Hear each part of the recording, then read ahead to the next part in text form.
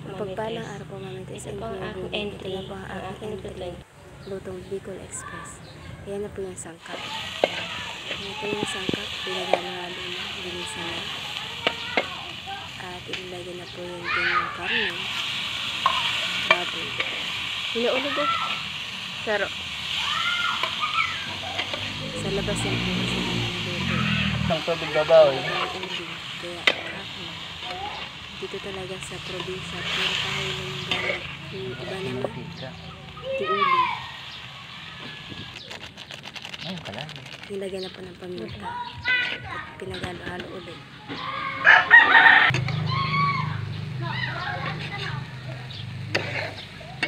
Ayun yung Bicol Express na simple lang kasi wala po siyang alamang.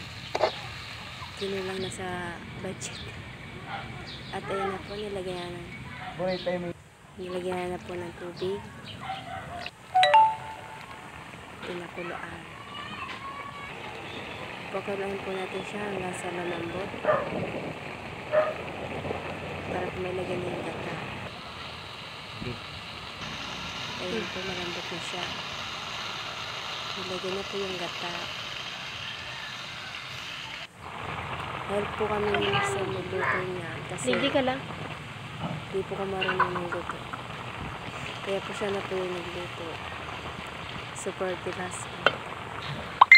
At ayun na po. Pakuluan po ulit natin hanggang sa lumambot.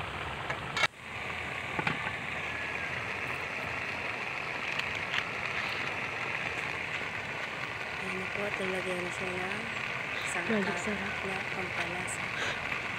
Simple lang po yan ang magic sarap. At bubudburan po yan ng kaunti. Bubudburan po yung kaunti asin.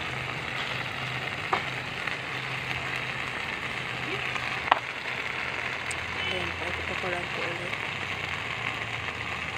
Para po nailagay na yung sili Hindi mo na ito. naman. Okay na po siya.